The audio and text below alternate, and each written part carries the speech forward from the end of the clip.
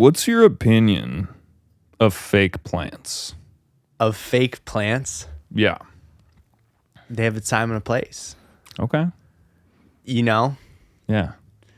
that's all I need to say. Okay. Yeah. Time and a place. Because I was thinking about it, and my dumb brain, I was like, I wonder if fake plants are more sustainable because they got to make that shit out of plastic, but maybe it's less water to give to plants. You know, they're just, I feel like they're looked down upon. A little, yeah. Like people are like, oh, you don't know how to take care of real plants? You don't have a green thumb? Time and a place.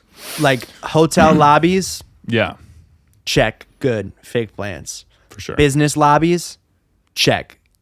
Good Fake space. plants. Yeah. There's also like good fake plants. True. In your house, no way.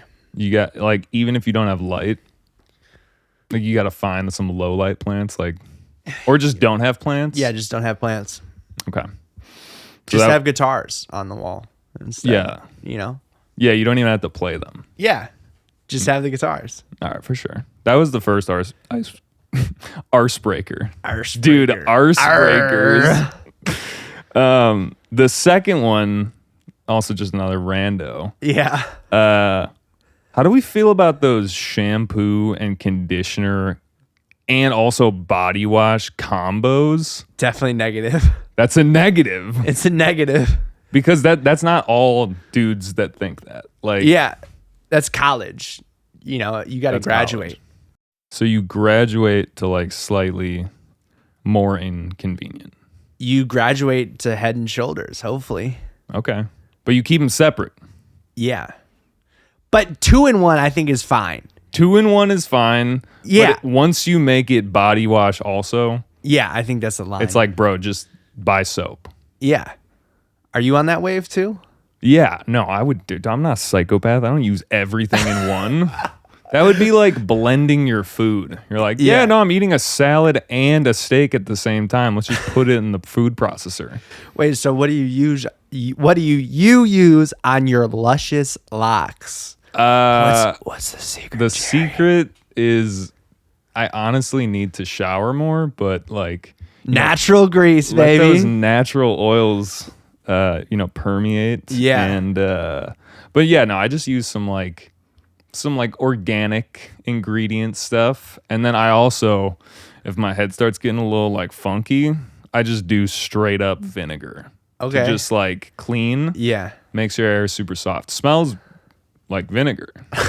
But One could only imagine. smells like that smell. But Are you a tea tree guy? Like a tea tree oil guy? I like essential oils. Okay. I yeah. do. All right, nice. Do you put it in your hair? I used to put rosemary. If you ever want to like make your hair thicker, rosemary. My hair is already pretty thick, so like when I was putting that in, it was like Yeah. a mane. Like it was Yeah. way too much. Yeah. Yeah. It's a beautiful mane though. Thank you though. I appreciate that. But yeah. You're a tea tree guy? Oh yeah. Tea tree all the way, baby. Yeah, that's like, It's good for your skin. it's good for the body, and it's also probably like, I think it's like antibacterial and stuff like that. Essential oils. All right, so now that we got the icebreakers out of the way, cheers, mate. Cheers, mate. Come to you. Chlink. Clink. Just a little introduction. Are we gonna use your legal name, or are we gonna use your artist name? Are we talking about? Are we talking about producing? Are we talking about music? Are we talking about marketing? Like, We're talking about it all, so we can just do just call me Drew. Drew Jensen. Welcome. Let's do a little intro. Introduce yourself. This is where the intro music comes in. Hey, I'm Drew. That's Jerry. We're having some PBRs. We're very happy. Very Jerry. That's the intro for this. The whitest moment that's ever took place on the show. This is Jerry and I's intro for this episode. I'm Drew. I own a company called Funhouse. And Jerry's having me on. Thank you, brother. Hell yeah. This has been a long time coming. I've always been like, Drew, we got to get you on the show. But then we're just like, we got to make music. Dude, the time is right now, man. Yeah, now's the time. We're set up for it. So thank you again. Yeah, thanks for having me, man. I'm gonna ask you the obligatory like question that I ask everyone. And that is, what was your first concert? Aerosmith. Really? Yeah. Ooh. Steven Tyler. How was that? It's with my dad and my brother. It was great. I think like Third Eye Blind opened for them. Oh, really? Yeah. Alpine Valley, Wisconsin. Nice. Shout out. But yeah, I mean, Aerosmith, I mean, classic, you know? Yeah. Just like amazing. For sure. That was a good concert. Yeah, I mean, I grew up on rock and roll, so we had to go to a rock and roll show. But like rock and roll, also like Temptations, Stevie Wonder, you know, stuff like that. And You then like- obviously the Beatles and Aerosmith and So like Stones. Motown, rock and roll, Oh yeah. all that good stuff. Elvis. Elvis. Oh yeah. When you think about Elvis, right? You think about like the biggest star at the time, like in the world. Yeah. And so I didn't know that Elvis never like toured the world, which, you know, even at that time, Really? like world travel was like a thing. And his manager kept him in a Vegas residency for 5 years because he had a gambling addiction. And it was like having Elvis on stage was solving his financial issues and like his gambling addiction. So like they just like pumped Elvis with a bunch of drugs, like when he already had an addiction issue, and they just kind of like stuck him in a corner and made him play in He was Vegas. like the monkey in the cage, or like, Yeah, and I mean, like, for literally the biggest star in the world, having your manager enlist you in the army, you just had such a crazy grip on Elvis. yeah, I feel like you don't hear as much about having that like manager that just is so predatory. I mean, maybe it's people are getting a little bit more wise to, I don't know, like 360 deals and just having like a scummy manager. But I don't know. I don't hear about it as much. It probably still happens. I mean, the thing is like you really don't need a manager until a certain level, right? At what point? Like just when you can't do it all yourself? I mean, I think someone to keep you organized is really, you know, the main idea of it, especially when you have different teams doing different things, you know? And I feel like how I have kind of managed is like wearing different hats, you know, like I can put on a manager hat and like a marketing hat or like even a producer hat. Yeah. You know, like I'm going to record songs on Sunday for someone that I manage, you know, like Yeah. it's just like we just already vibe. They're comfortable. So it's like, why would we not just do that?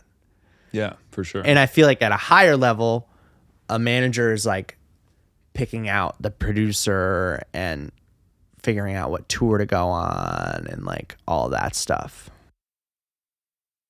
Yeah, so like there's a point where you're not just, I don't know, where you're probably just, there's too much to do. And because of that, you're becoming unorganized. Or if you just need help like negotiating, right? Yeah.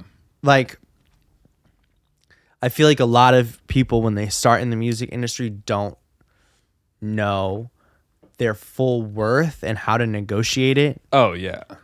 And if someone is already experienced, then they know how to negotiate for you, like on your behalf. For sure. You know, like I feel like there have been conversations about tours that I've just like asked a question about or like inquired about. And the artist like was like, oh, I never thought about that. Yeah. And for me, that was like the first thing that I thought about. So it's just having that different viewpoint. And also, sorry, we got burps going. But, you know, it's kind of like I used to play these like ridiculous video games with my friend that was really hard. And he'd be like, yeah, you need a fresh set of hands in there, you know, just to try it out. Or like, you know, you're working on something. It's like, I need a fresh set of ears. Yes, exactly. That's exactly what I was thinking about. A good guy with a good head on his shoulders to like steer the boat a little bit if it starts going off course. I just think when you have so many different people too that have so many different opinions about where you should go or what you should do creatively or who you should sign to, it's like just having another person being like, no, this doesn't make sense for you, just makes it a faster decision, right? Yeah. But it's like, how do you find that guy? Like, what is like a tall tale sign of a bad manager? You're just like, okay, that guy is looking out. I mean, obviously, it's hard to tell. But. I feel like people who just like over promise or really like name drop a lot, like really don't actually have those types of connections. For sure. Yeah. You know, I just feel like I've heard so many times they're like, oh my God, this person from so-and-so just reached out to me. And it's like, well, that sounds like way too good to be true. Not that you're not talented. Yeah. But it's like, sometimes it's just too good to be true because it's not real. Yeah, that's true. That's just like a good life lesson in general. Like if it's too good to be true. Yeah. I mean, it's like, you're not not real. You're not going to listen to somebody in your Instagram DMs talking Yeah, about like, be you can careful. do this Yeah. or like, you know, Or it's like- the same thing with a manager or a label. It's just like, really, you could do it all yourself if you wanted to. Yeah. I feel like a good manager would be just like someone Yeah, it's who's just looking someone you out for- trust. Yeah. Just I mean, someone you really, trust. at the end of the day. Obviously, you want to have someone who has some like skill set and know-how. Right. But I mean, it's like what we were talking about earlier. Like, I feel like you're either in two positions, right? Like you're building laterally Right. with someone, with a manager Right. who's like really like a friend or someone who just helps you. You know what I mean? It doesn't have to have that title. Right. Or you're just like so goddamn talented. Someone from up here is like, you are just that talented. Let me drag you up. Yeah, let me pluck you because I have so many connections, whatever. Yeah, and I mean, like I've really only seen that like a couple times Yeah. with people that I know. To be chosen. Like the concept of being chosen by the upper echelon of. I mean, it's a clique, Yeah. right? We're like in the clickiest industry. It's that tribe. Yeah, People. Yeah. it's Hollywood, baby. Yeah. Damn. All right. Well, let's talk about Funhouse. My baby. Because, yeah. How did that all come to be? And let's just start kind of like at the start of it. I met Noah. Hi, Noah. I met Noah at an internship. I studied abroad for 4 months in Vietnam, and I came back and Noah filed an LLC already, and I was just like, okay, we're doing it. What was the initial goal of Funhouse? Funhouse is It's a marketing. Entertainment. Yeah, it's a Like- marketing and events company, really, at the end of the day. Gotcha. But I met Noah and I was already like touring and doing shows at that time. And I was just like, I just want to book my own shows. And he was like, I just want to book my own shows too. And so we came together in like 2017 and we just started booking shows. And then it kind of like spiraled into the marketing of shows, the graphic design of shows. And then it really just kind of took a whole other like lane when, a tiny little place in Wrigleyville that we shall never talk about came about. And it just totally changed our whole entire world. Because that was a spot that you were booking shows at. we were booking, we were managing it, we were marketing it, and we just met so many people. And that was kind of just like what was the final snowball, I guess, so to speak, where I feel like most entrepreneurs need a network to kind of build off of. And that was just the network that kind of just like clicked right away. And we were all still in college and having a great time and partying and doing all that stuff. So it was just one of those things that happened. And then COVID happened shortly after we finished there. And then that changed the whole entire company again. And then, 2 years later, now we're having this conversation. Yeah. So at the time when you were booking, was there like, what was the thought? Like, okay, we need to have so many shows a week. We need to get, like, how do we grow? I mean, so like, I feel like when you're young, right, you don't have like the craziest goals in mind, right? Like you just wanted to do it. Like I just wanted to do it like really bad. Like I just didn't want a 9 to 5. I just needed to figure it out and I just wanted to like do it and I just wanted to go. Yeah. And so we just tried to book 5 shows a week, like all the time, every single week, which is insane. It is like crazy. Sometimes we would have 2 shows in one night and just like kick people off stage and be like, hey, like, we got another show. Like, let's go. Like, let's move it along. And obviously not saying it like that, but you gotta go. You gotta go. Peace. Yeah. And so we were just like, let's just throw as many shows as possible and throw as much against the wall as possible and see what sticks, and we were doing like tributes, original shows. Like I discovered house music. That's there. how we met. Yeah. Is you booking me for a show. I knew friends of friends, stuff like that. Exactly, man. Like it was just like this huge like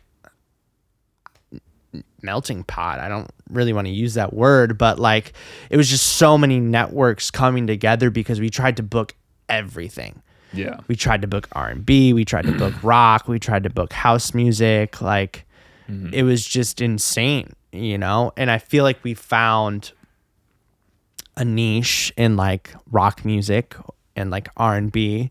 Yeah. And I obviously love house music too. But it just kind of like ran from there, It's just like we didn't really have the best plan. And I mean, that's kind of like, I think what made it special. Yeah. Because we didn't have a plan. And some of us were still in college. Some of us were out of college. Some of us had other clients. We were all just like kind of figuring it out. But how has shit changed since then? And we went through all this shit. What's the new Funhouse? Man, well, I mean, I'll just start off with the scene before I start out with Funhouse. But I was having a conversation a couple days ago with a horn player that I've played with before.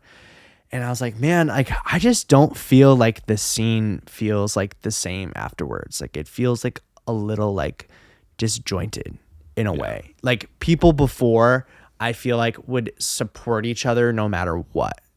Like they would just come out to shows just to go out, Yeah. And I feel like that doesn't happen in the same way as it did. And obviously the pandemic changed everything because we're an events company, right? So I had already done a lot of marketing. I had studied marketing in school. And so I was just like, okay, I'll just do marketing. And for a lot of people doing like web stuff and marketing, it just like took off during the pandemic. Because that was something you could do from home and just like, make people websites, make people run ads and figure out how to do all that stuff. Yeah, 100%. And I feel like it just like refined everything. And I mean, I'm a serial entrepreneur. Like when the pandemic happened, I was just like, I'm not getting a job. You know what I mean? Like, that's not for me. Yeah. Like that I knew. We had conversations and you're like, are you going to get a job? I was like, when you say it like that, I don't know. Yeah. Like I was just like, I'm just an entrepreneur. Like, I'm not going to get a job. Like, I'm going to figure it out. Yeah. And for me, that was fun because it was a challenge. And then all of the marketing energy that I had put into like the world and my clients and all of that stuff, I feel like came to a head when events were coming back, right? Like everyone that I had met converged again with marketing, with all of the knowledge that I had. Yeah. That was like the thing, like the pandemic pivot.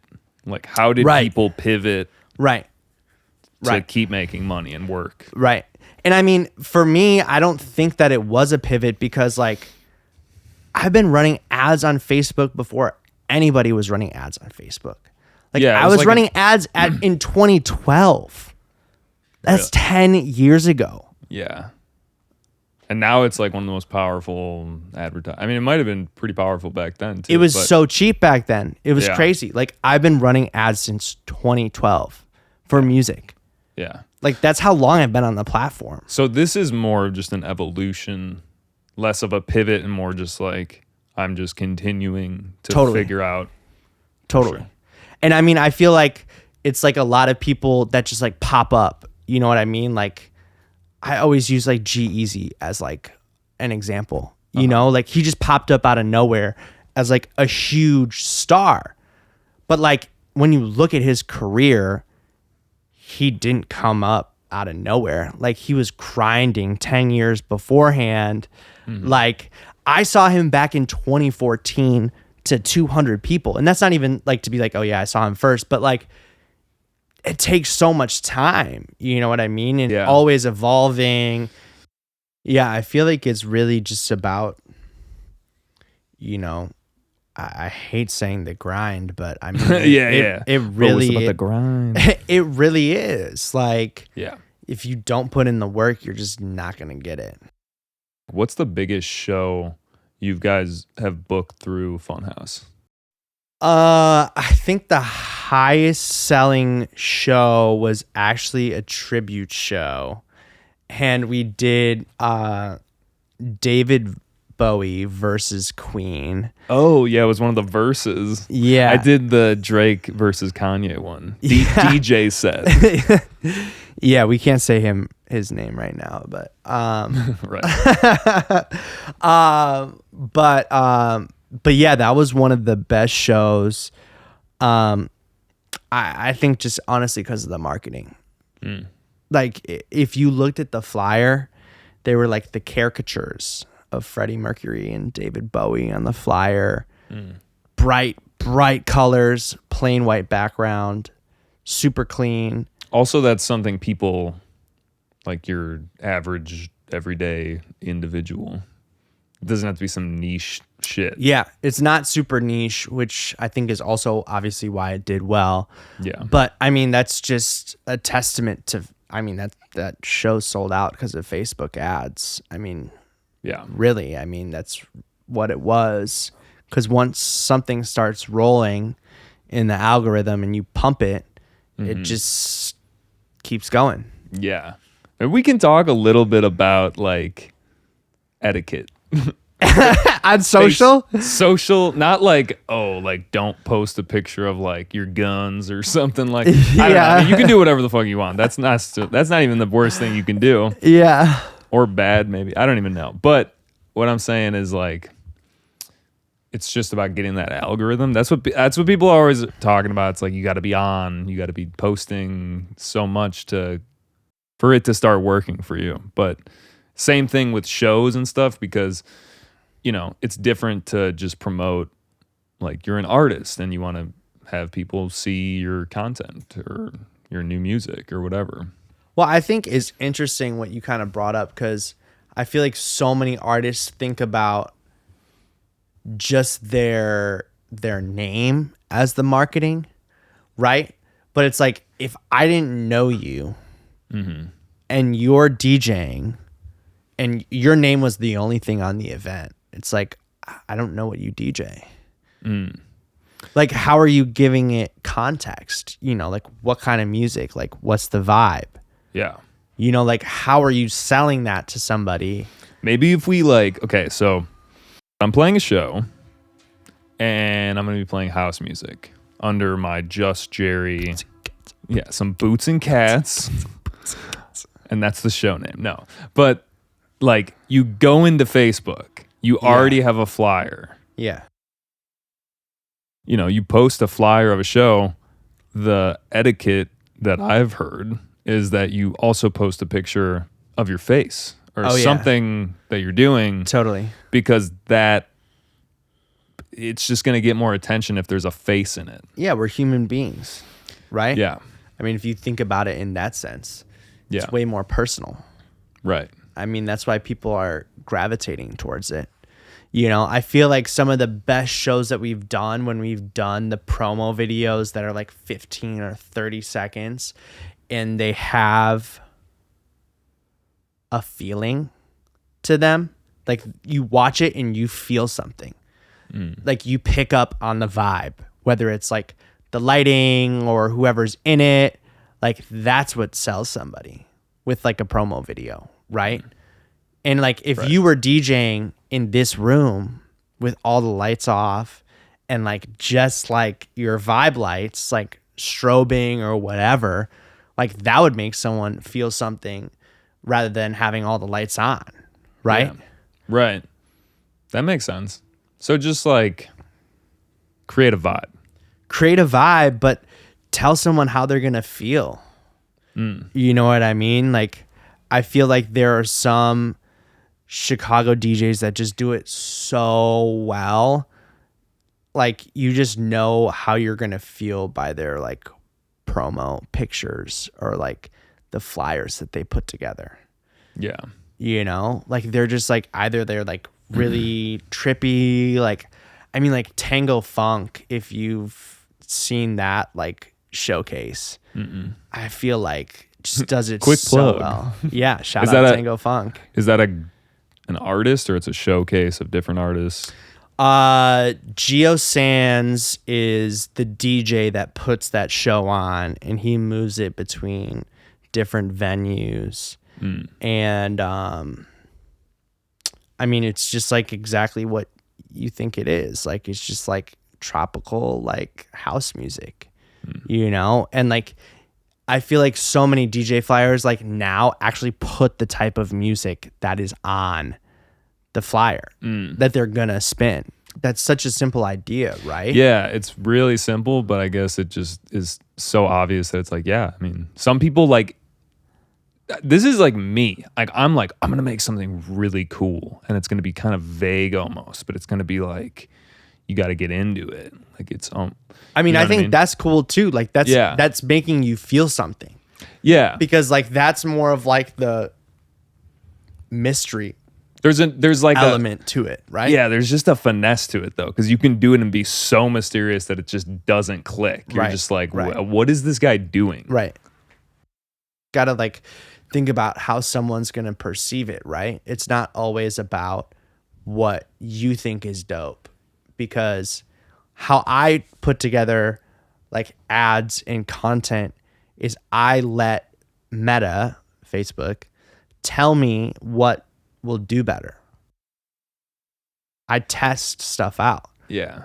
Do you have to pay for tests? I'm like, yeah, you pay for tests. You pay a little bit of money for a test. Yeah, like $10 to $25 to test. And then it's like, out. all right, that's gonna do pretty good. I just let Meta tell me based on the numbers. Yeah. What is the lowest cost per click? And whatever is the lowest cost per click is the piece of content that I would run with. Do you worry about like the different categories, like engagement, looking for follows, looking for, I know that there's a bunch of different categories. There's so many categories that you can choose for, but like the lowest cost per click or the highest click-through rate are usually the things that I look for. And like, okay, for anyone that's putting together content, you could test all of your reels to see what reels do the best. And then you could reverse engineer it and be like, this reel does the best because it has X, Y, and Z in it. Word. And then you could use X, Y, and Z in the content that you make in the future. Okay.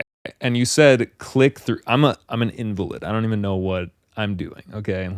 Yeah, we're getting meta right Tell now. yeah.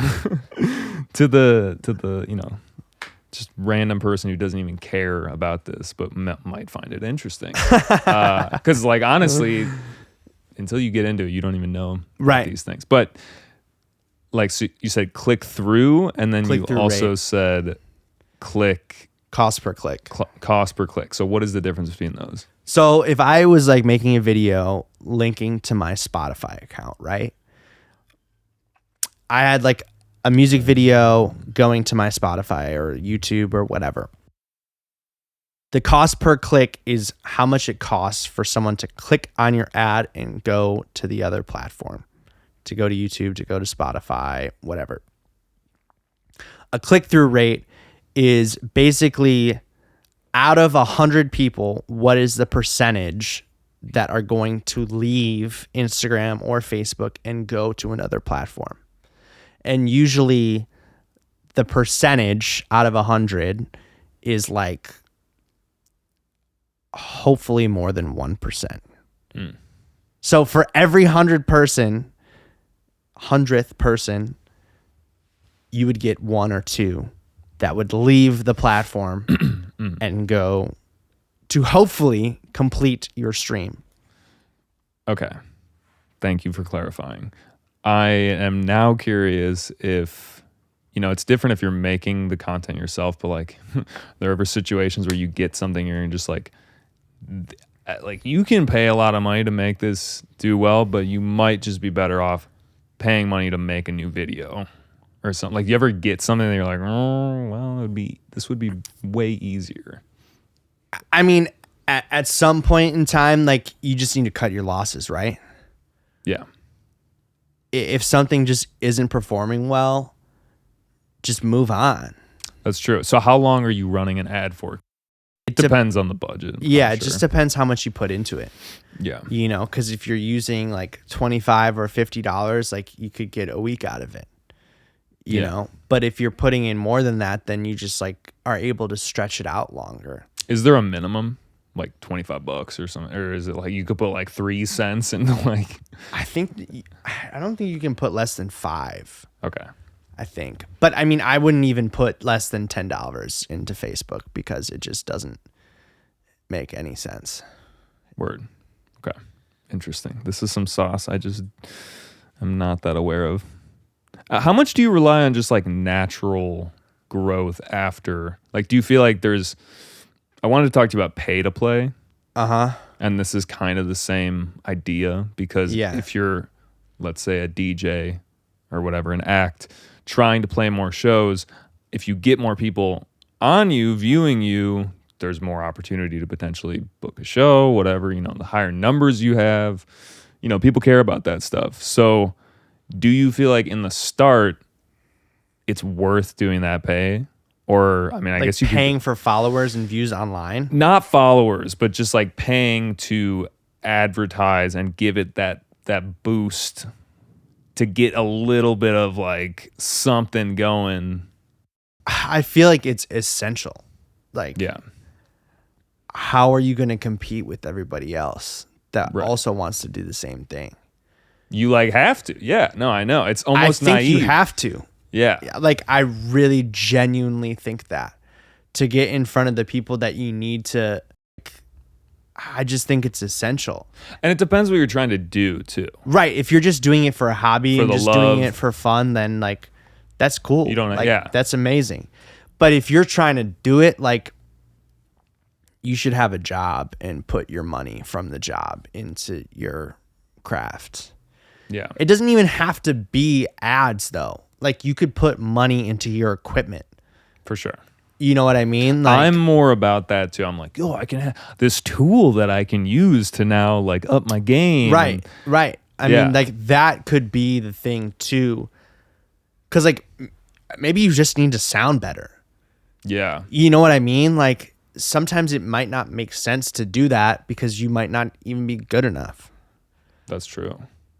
I mean, there's just so many layers. There's so to many, it. different. It's like this huge entanglement of different things that maybe it makes sense to like put a little gas on the fire, I mean, I think you just got to believe in yourself first. straight up. Right? I mean, it sounds Yeah. so generic to be like, yeah, you gotta believe in yourself. But like, if you believe in what you're doing and you're passionate about it, then I feel like other people would see that. Yeah. And maybe it's not ads. Maybe it's just posting every day. You know who Austin Mills is? The guy who plays on the parking garages with the beat pad in LA? You've definitely heard some of his remixes, but to my knowledge, following his story, he just remixed a bunch of like really popular like new songs, disco songs, Motown songs, like, and to my knowledge, he didn't really have any music out there at all. He was just investing in content. Yeah.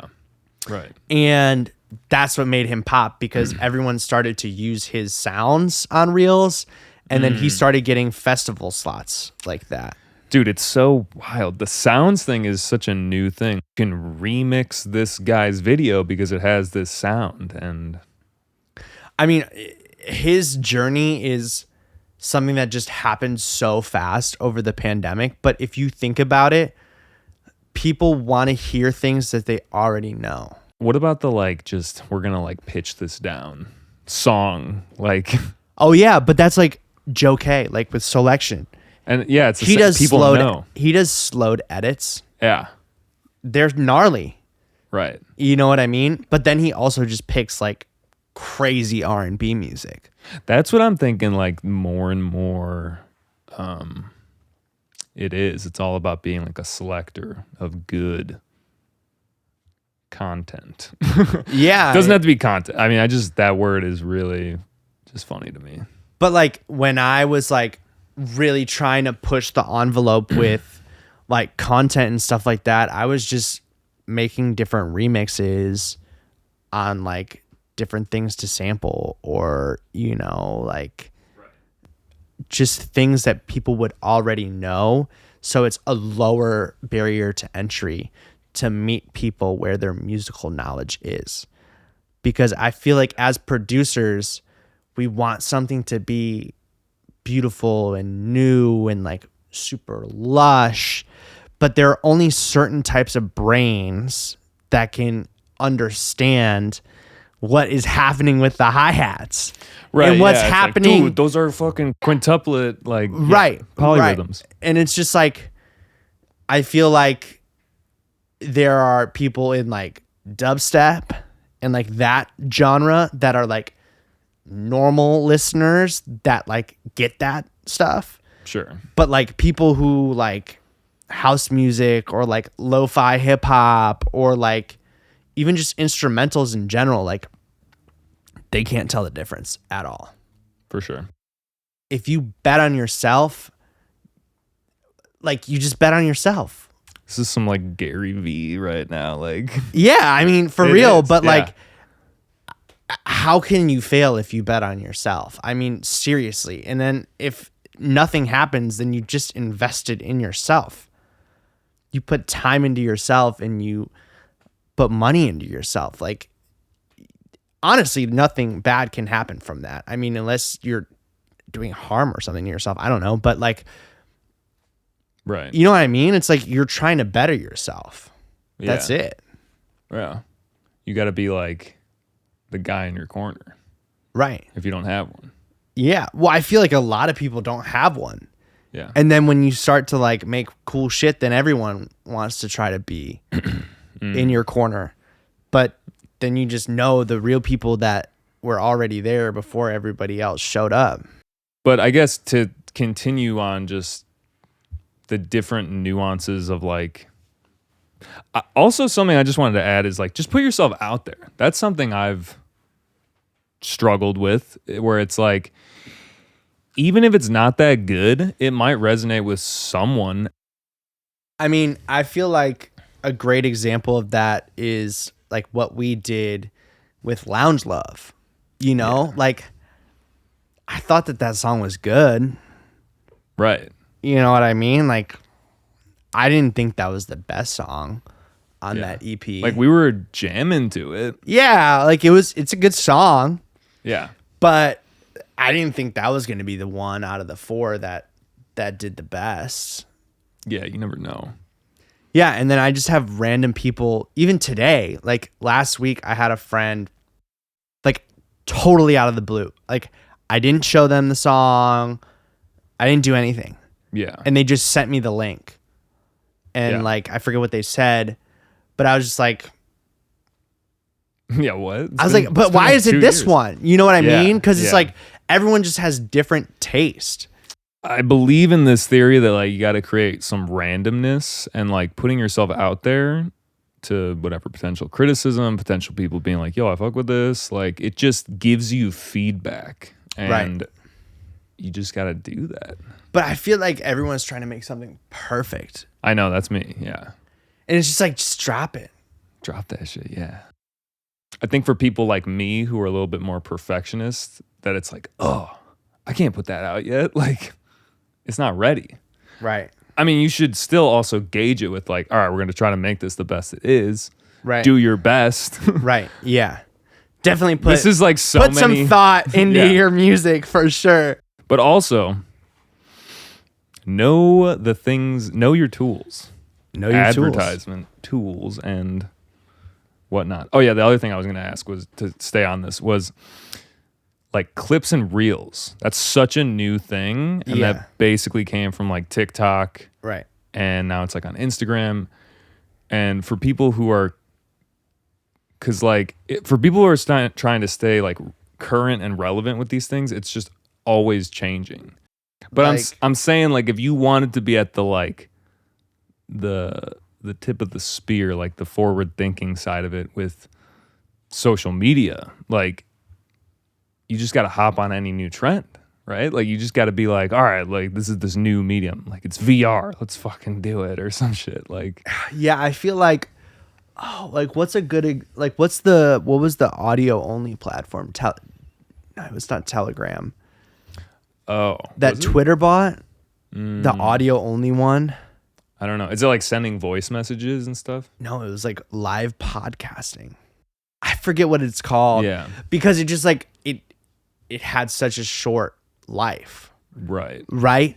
But like if you hopped on it when you first heard about it, like there are so many people who just like gained a ton of followers just by networking in there. Just in there, like because it was like hot. Yeah, it was just hot, but it's like I feel like just trying stuff, just like it doesn't really hurt. I mean, you can always delete stuff. Yeah, that's true. Or can you? Does it end up on archive.org? I mean, even if it ends up on archive.org, there's so much content. Like, who cares? Yeah, that's true though. That's like another. Like, there's so much content. It's too much. No, I mean it's not. It's just insane. And I felt like I was too late to hop on TikTok, and I hopped on like in 2021, and I didn't have a video hit 1 million until 2022. Yeah, I mean that's just like because TikTok has special powers. Yeah, special powers, dude. We don't understand it. I don't understand it, but like I mean, YouTube Shorts right now is like in its infancy. That's what I'm saying too. It's like the new thing is just clips. Yeah, little bite-sized pieces of content because we can't hold our attention span anymore. Do you ever think about like feeding into that beast? I do every day. Like that you're worried about it, or you're just like, this is what we have to do. This is what it is. I kind of am in that mindset that it's just like it is what it is, and I just feed into it. Yeah. Because I feel like if you're in marketing and you're trying to go against the machine, you're going to lose every time. Yeah. It's too big. There's way too much money in big tech. Like you can't go against big tech. Think about if you were like, oh, I'm not ever going to use TikTok or Instagram. It's like no one would know about you. Yeah. You know what I mean? Like the only artist that I swear to God that I know, and maybe there's a couple, is Frank Ocean. That mother lover is not on any social media except for YouTube. I think you just got to go with it and make the best shit in that format. Right. Like if it's Vine today, all right, Vine. If it's who knows what the future is, you know? I think it's just about making things that are authentic to you, right? Yeah, I mean, for sure. I think I'm over here being the one that's like overthinking it or just trying to like pick your brain about it. But you're right. It's just like make cool shit. I mean, stuff that is cool to you. It doesn't even have to be cool to other people. Like, I Yeah. feel like the mindfulness and like health and wellness side of social media is great, you know? And Yeah. I feel like I just came into that because I am managing like a yoga studio, and I feel like that's just become a part of my universe, and I'm like, this is so great that other people want to empower other people. It's mostly women empowering other women, which is beautiful and amazing. And it's just like there is some amount of like light in this like black hole, you know? For sure. Yeah. That's a good way to think about it. Like you can be one of those good bright lights. Yeah, like I mean, You don't have to be a black hole. you don't have to be a black hole. You could be a sun. Like not like like someone's son. But like, you know. Anyway. There's Suck so much everything in. negativity though, right? Yeah. Like yeah. why don't you just post something positive and like make someone laugh or like do something like conducive for themselves? You know, like I've had so much fun managing comedians accounts Right. because it's hilarious. It's like, this is awesome, this is so funny, but then you just see people who are just on the internet just to troll, and it's just like, that's sad, man, that you have nothing else better to do than to just troll and hate on this video. All right, we're like beating the horse dead, but that is interesting. I think I just am someone who's like, how do we crack the code? I'm like, got the matrix like running down. I'm like, how do I figure it out? But I mean, that's me overthinking it. But to your point, it's like you could think about it so much, but then how much time passes Yeah, with how much thought you're putting into it. yeah. And I think that obviously you need to put thought into Thought what you're is doing. money. Yeah, right. But like you can't take ideas to the bank. Yeah, that's true. And so like there's got to be like some cap to how much thought you're putting into it. Cuz it's just a post. Right. You know what I mean? It's like, is it hours? Is it a day? And then what's the decision? Do you scrap it or you post it?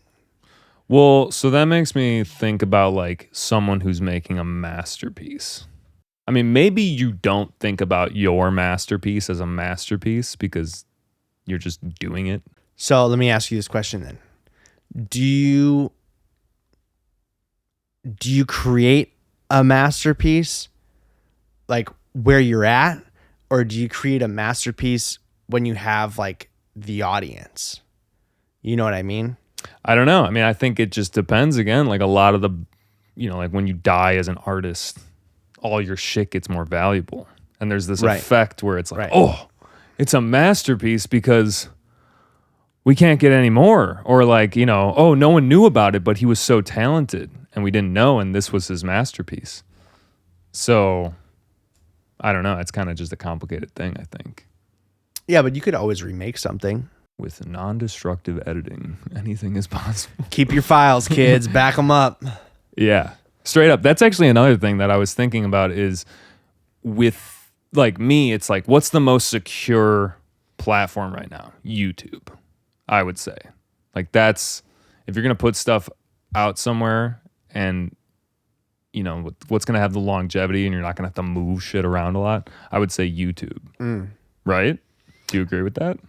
I mean, it depends what you're posting, right? Yeah, it depends on the media. But I mean, YouTube, I feel like YouTube is one of those platforms that has a similar lifetime as Facebook, but has stayed on top for longer than Facebook.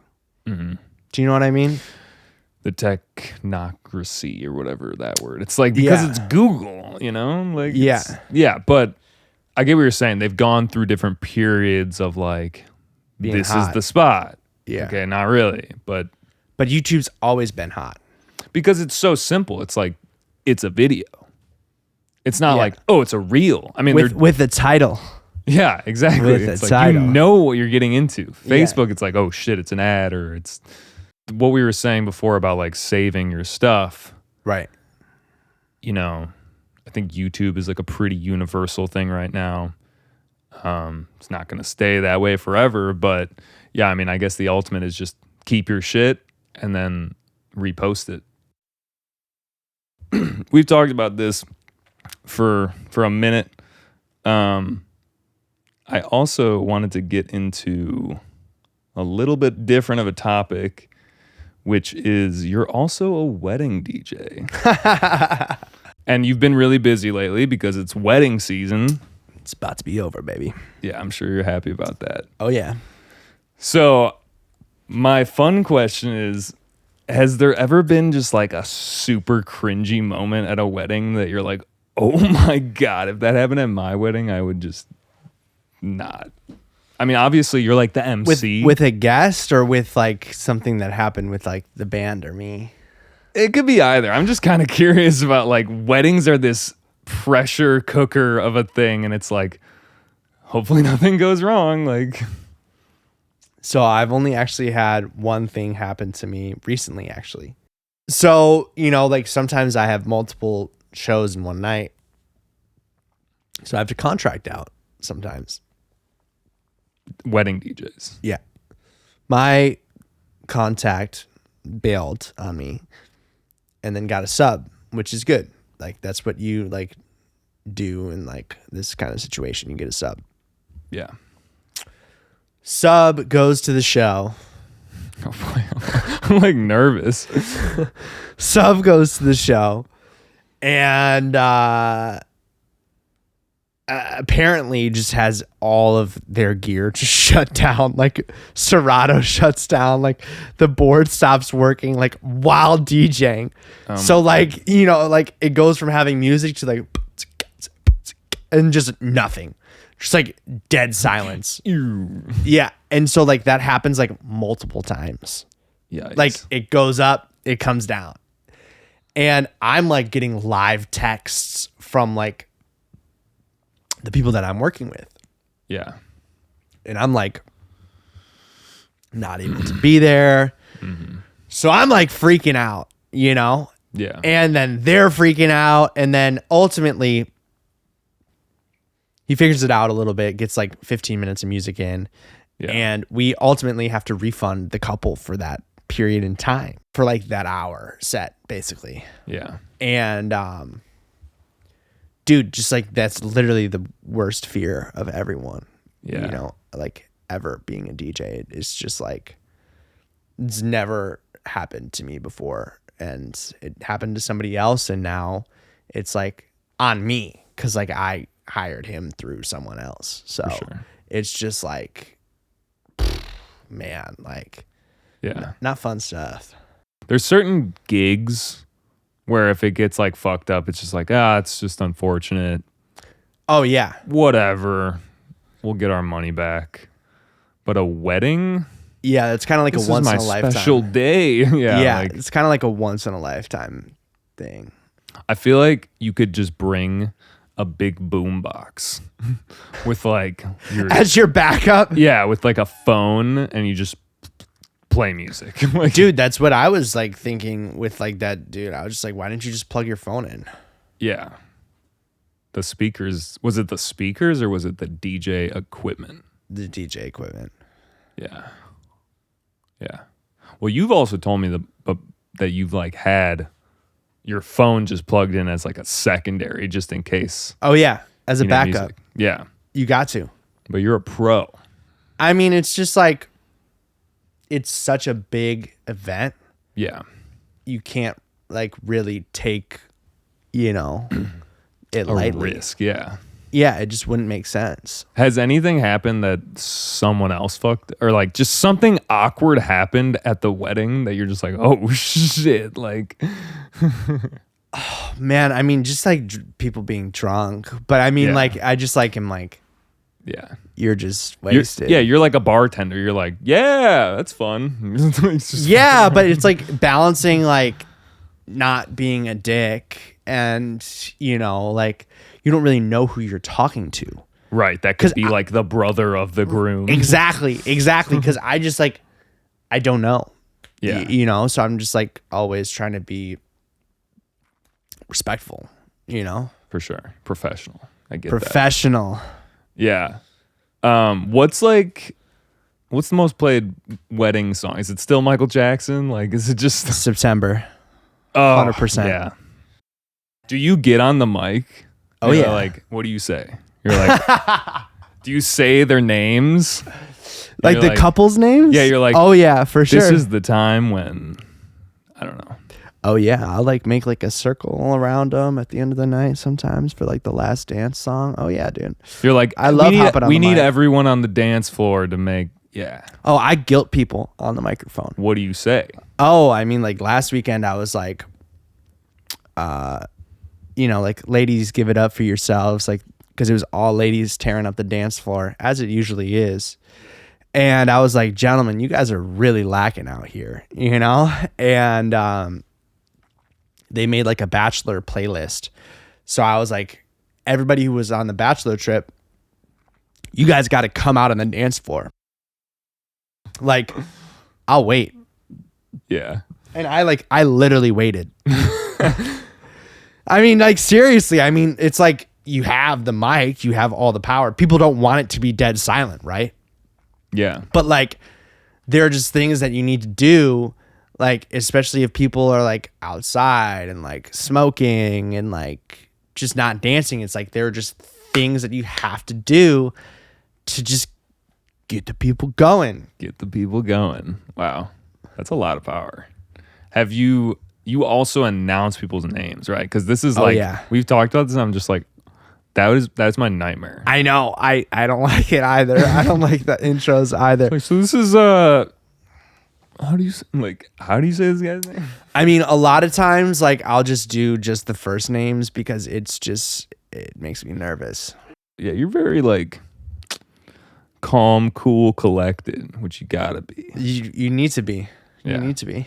I went to a wedding recently of Yeah. a friend that was so chill. Yeah. And I was like, yo, this is a good wedding. Yeah.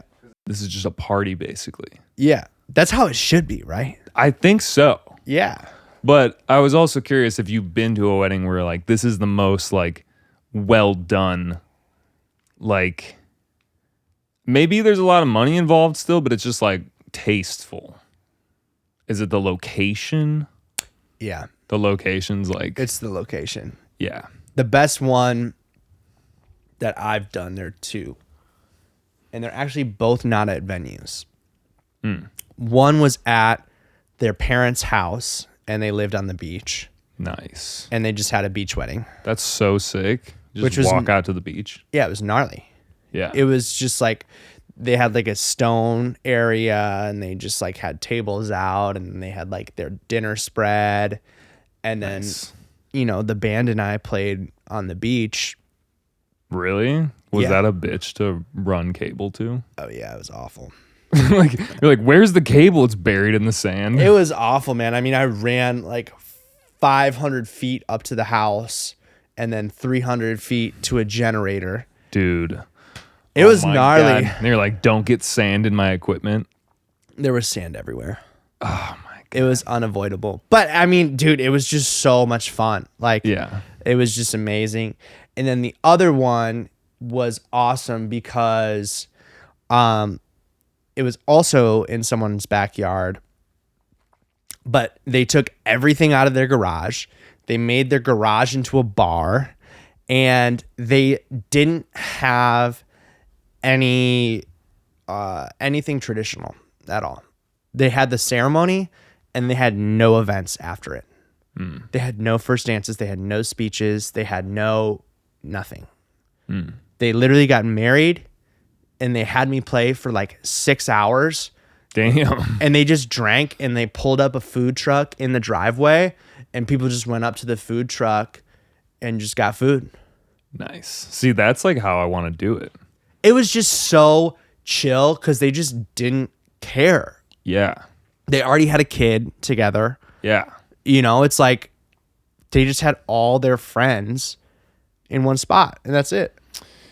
Yeah. I mean, I'm like so for that. It was refreshing to see this wedding that I saw. Where was it at? Give me the layout. It was at a friend's house of theirs that had a nice little backyard. So we're in the same boat with our stories. Yeah. Yeah. And like they had food, just like chilling, nothing crazy, like just all good food. And their parents wed them. And it was just like homegrown. Like it just felt organic, you know? I mean, dude, just like, I feel like to pay into the wedding industry is just such a clusterfuck. Yeah. You know what I mean? Oh, yeah. Because what is it, like 50% of people that get married get divorced? I have no idea. I mean, I don't know. That's like, we can't be promoting that message. I just meant like the cost of doing something. Like if I as a woman wanted to get my hair done on a normal day, and I know this is not an accurate number, but let's just say it's $100 to get my hair done as a woman, which is probably more than that. Right. On your wedding, it's like $500 to do your hair. Yeah. If I just ordered Pizza Hut to my house for my wedding and I got 50 pizzas and I was like, hey, I'm just having a huge rager, just bring 50 pizzas over, they'd be like, okay, cool. Yeah. But you're saying if you added... Hey, Pizza Hut, this is my wedding. I need 50 pizzas. Oh, they'd be like, oh, okay. We're going to add this fee on and this fee on. And it's just like, it's so silly. It's almost like if you tell someone it's the wedding, I'd hope that extra cost is like, we're not going to fuck this up. Hopefully. I mean, hopefully. I mean, who knows, man? I mean, yeah, it's just interesting in general, the whole entire industry. But it's pretty evergreen, right? Because it's like every, fall, right? It's like summer to fall is like... Summer to fall, baby. I mean, if you think about it, it's like society created the industry, right? Like society created people to be married. Yeah. But it's unnatural. No, I'm just playing. And then a bunch of people just monetized it, right? Yeah. That's really what it is. You're monetizing it a little bit. You're like, yeah, but you're like on the fun side. You're like, yeah, I'm on the fun side for sure. But like I feel like a lot of people wouldn't be in the wedding industry if the budget wasn't there. Yeah. It's just such a stressful thing. It seems stressful. And it's all day. Yeah. Dude, yeah. I mean, I feel like there's this weird thing too that's going on where it's like people do their job shittier after COVID. I feel like a lot of people just also feel like that own businesses too. That it's like you're paying for more but getting less. But I think also maybe there was like a sense of rustiness that like people just were like, oh yeah, I'm just like back for the like gigs and stuff for musicians and stuff. Yeah, but it's like if you're a gigging musician, man, that's like what you always have done and what you're born to do. I can put some WD-40 on it. Yeah, let's go. WD in the armpits. You would smell so gnarly, dude. You're like, dude, but I'm loose. You would smell so gnarly. All right. Let's send this boy home. We talked about what your first concert was, but what was your favorite concert that you've ever been to? All right, I'll do the concert that I went to most recently that I enjoyed the most. I went to Danny Lay at the House of Blues. She's like an R&B artist. She just had her and two dancers on stage, and I mean, just like the energy that all of them had and like the choreography was just like really well done. And I feel like I know it was towards the end of her tour because like I saw her like tour dates, and I feel like some people like burn out a little bit towards the end. Mm-hmm. But like that felt like her first show on tour. Like you could tell that she was giving it her all. Yeah. And it was just like one of those things where it was just like, it was a Monday night. Everyone in the crowd was like lit, not even like inebriated, just like lit off the energy. And yeah, it was just crazy. It was just dope. Yeah, I feel like some people burn out by then, and maybe others are like, I'm loose. I put my WD-40 on, like I'm good to Put go. the WD-40 on, baby. So she was using it. Yeah, I mean, it's just so captivating, you know, like so talented. Where can people find you? Funhouse Shy, CHI, like Chicago. Chai. My name is Sink Slow on Instagram. That's where you can find me. Word. What do we do now? Bye. Good night. We're gonna have another beer.